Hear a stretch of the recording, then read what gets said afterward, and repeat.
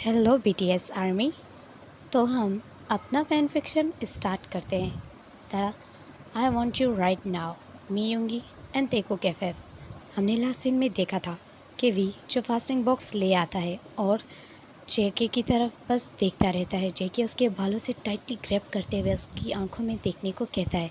We अपना face दूसरी तरफ टर्न कर लेता है। जेके कहता है, जल्दी करो, मेरा ब्लड निकल रहा है, खून ज़्यादा बह गया तो मुझे हॉस्पिटल जाना होगा और मैं इस वक्त हॉस्पिटल जाने की हालत में बिल्कुल भी नहीं हूँ।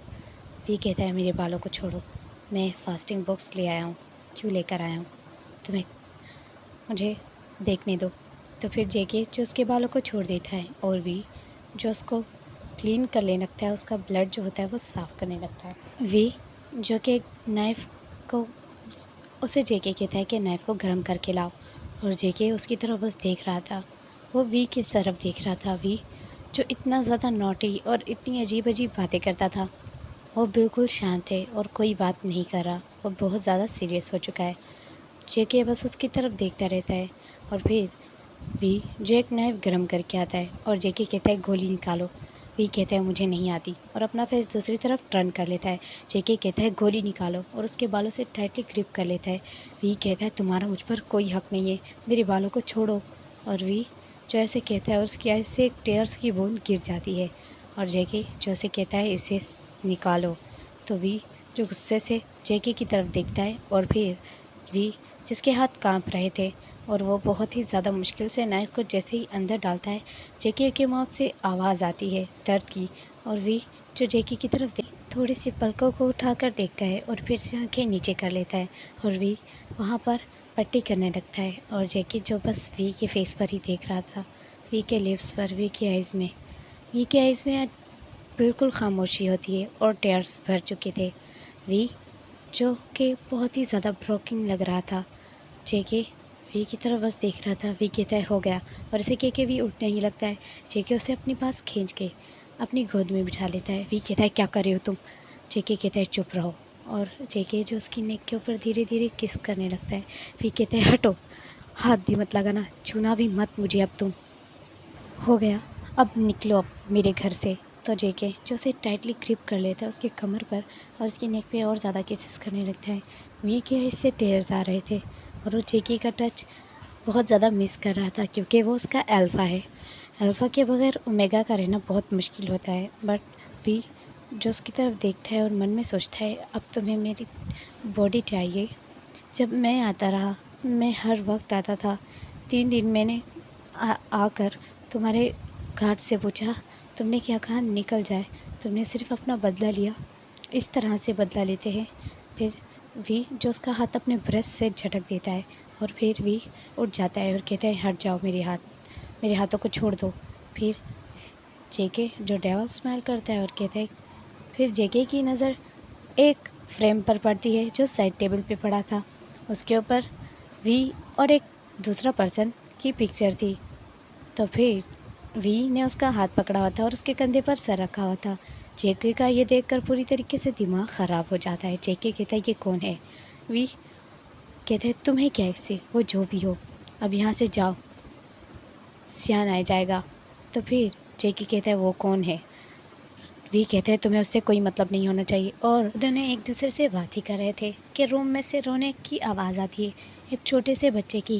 वी जिससे पैनिक हो जाता है और वी जल्दी से जेके का हाथ झटक देता है और जल्दी से रूम की तरफ भाग जाता है और जल्दी से वो बच्चे को उठाकर देखने लगता है और उसे थपथपाने लगता है और कहता है, बेबी क्या हुआ है तुम्हें? रोना बंद करो, मॉम यहीं पर है। और जेके जो उसके पीछे पीछे आकर देखता है कि वी के हाथ में एक बच्चा है जिसे वी थपथपा कर कह रहा है कि मॉम यहीं पर है, डरो मत। और वी जो देखता है कि उसका लिटिल बेबी उसके ब्रेस्ट के ऊपर अपना फेस रख कर रहा है। तो फिर वी जल्दी से अब जेके की तरफ देखता है और जेके जो कि बिल्कुल वी के करीब आ गया था, उसकी आंखें वी की आंखों में थी। वी अपनी आंखें दूसरी तरफ कर लेता है और जेके उस बच्चे की तरफ देखता है जो वी के ब्रेस्ट पर अपना फेस रगड़ रहा था। जेके वी के बालों से टाइटली ग्रैब करके पूछता है, ये किसका बच्चा है? वी कहता है, मेरा बच्चा है। तुम्हें क्या? तो फिर जेके कहता है, तुम्हारी हिम्मत कैसे किसी और से रिलेशन बनाने की और शादी करने की? वी मन में सोचकर हंसने लगता है कि मैंने किसी और से शादी कर ली, इसे क्या लगता है। तो फिर वी मन में सोचता है, अगर मैं इसे बताऊं कि ये बच्चा इसी का है तो इसको क्या फ़र्क पड़ेगा। कोई भी फ़र्क नहीं, जब ये मुझे छोड़ सकता है तो मेरे बच्चे पर भी इसका कोई हक नहीं। और जेके जो उसके बालों से टाइटली पकड़ लेते हैं और कहते हैं, बोलो ये किसका बच्चा है। यहाँ सीन शिफ्ट होता है जिमिन और शुगा पर। सो यहाँ हमें सीन दिखाया जाता है एक ओमेगा जो बहुत ज़्यादा स्पीड में भाग रहा है और उसके पीछे 4 अल्फ़ा लगे हुए थे। वो ओमेगा बहुत ही स्पीड में भाग रहा था और वो बहुत ही ज़्यादा 3-4 बार गिर भी चुका था भागते भागते, उसके घुटने ज़ख्मी हो चुके थे, फिर भी वो भाग रहा था। और उसके पीछे जो अल्फ़ा लगे हुए थे वो कहते हैं, और इसे पकड़ो, आज इसे मुँह दिखाने लायक ही नहीं छोड़ेंगे, आज इसका वो हाल करेंगे कि ज़िंदगी भर याद रखेगा। इसकी हिम्मत कैसे हुई हमारे बारे में बताने की। और फिर वो जिमिन था जो वो ओमेगा है। तो फिर जिमिन जो स्पीड में भागते भागते किसी चीज़ के पीछे छुप जाता है, एक दीवार के पीछे। तो फिर जो वो अल्फ़ा होते हैं वो यहाँ वहाँ देखने लगते हैं और वहीं पर शुगा भी ये सब देख रहा था कि एक पर्सन जो भाग रहा है उसके पीछे बहुत सारे पर्सन लगे हुए हैं। शुगा को ये अंदाज़ा नहीं होता कि वो जिमिन है। और वैसे भी वो इतने सालों बाद एक दूसरे को मिल रहे हैं, तो वैसे भी उस जगह पर बहुत ज़्यादा डिम डिम लाइट थी उस पूरी एरिया में। तो फिर भी, काश तुम होते यहाँ पर जो मेरी हिफाजत करते। तुम ओमेगा थे लेकिन तुम बहुत ज़्यादा स्ट्रॉन्ग थे। तुम कभी भी इन जैसे घटिया लोगों की तरफ ऐसे देखते थे जो ये डर जाते थे। और देखो ये मुझे आज नहीं छोड़ेंगे, अगर मैं इनके हाथ लग गया तो फिर वो अल्फ़ा जो कहते हैं, इसे ढूंढो कहाँ गया वो। और शुगा जो बस चुपचाप स्मोकिंग कर रहा था और अपनी कार में बैठकर ये देख रहा था। अचानक ही जिमिन जो ये सब सोच रहा है मन में, काश भी तुम मेरे पास होते, तुम ऐसे घटिया अल्फ़ा के सामने स्टैंड तो ले सकते थे, इन जैसे को मुंह तोड़ देते तुम।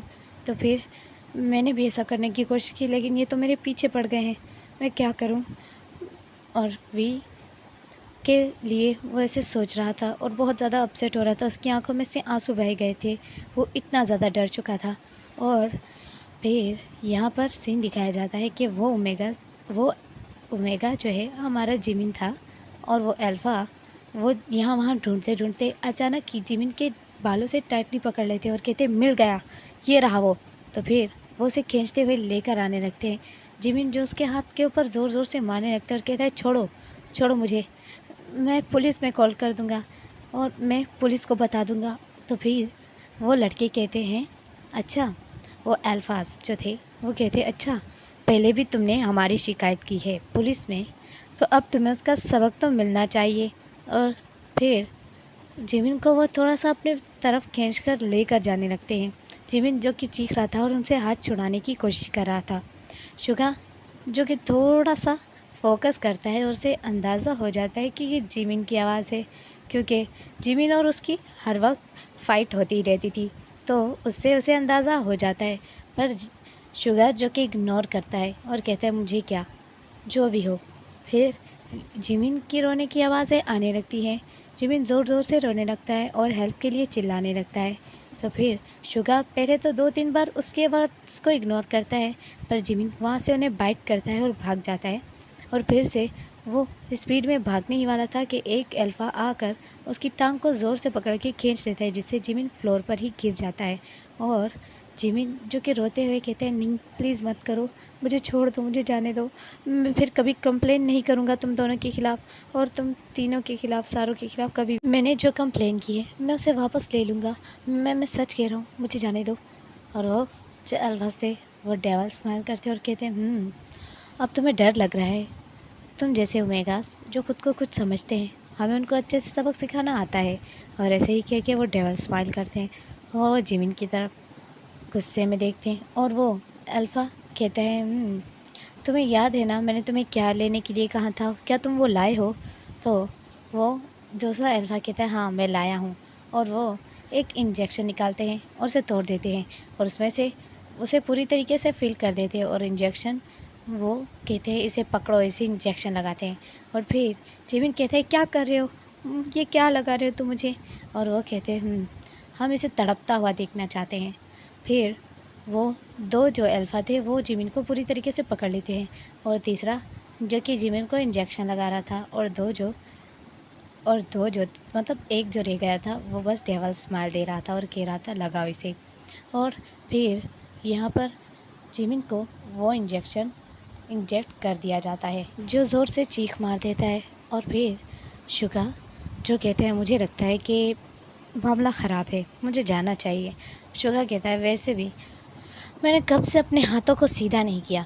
तो फिर शुगा जो अपनी कार से बाहर आता है और देखता है कि उन्होंने जिमिन को टाइटली पकड़ा हुआ है, और वो कहते हैं हे तुम यहाँ क्या कर रहे हो, जाओ अपना काम करो। और शुगा जो डेवल स्माइल देता है और कहता है मैं यहाँ पर काम करने ही आया हूँ। तो फिर वो कहते हैं तुम मर जाओगे हमारे हाथ से, हमें अकेला छोड़ दो। और शुगा कहता है सुमेका को जाने दो। तो फिर वो कहते हैं क्यों, तुम्हें क्या, तुम्हारा क्या लगता है। और वो हंसने लगते हैं। और फिर जिमिन जो कि पूरी तरीके से उसकी आंखें बंद हो रही थी और खुल रही थी, उसे इंजेक्ट कर दिया गया था। अब हमें बाद में पता चलेगा कि ये इंजेक्शन किस चीज़ का था और क्या आरबीज। सो फिर हमें दिखाया जाता है कि शुगा जो उनसे गुस्से में बात करता है और उससे फाइट करता है, और फिर वो उन सबको मार डालता है, उसे इतना गुस्सा आता है। और फिर वो देखते हैं जिमिन की तरफ जो फ्लोर पर गिरा हुआ है और सेंसलेस हो चुका है। शुगा जो उसे ब्राइडल स्टाइल में कैरी कर लेता है और उसके फेस के ऊपर धीरे धीरे टैप करके कहता है उठो, तुम उठो। और फिर वो देखता है कि शुगा बिल्कुल भी रिस्पॉन्स नहीं कर रहा, तो वो उसे अपनी कार में डाल देता है और कहता है मुझे देखना पड़ेगा इसे क्या हुआ है। सो आर्मीज यहीं पर हमारा फ़ैन फिक्शन स्टॉप होता है।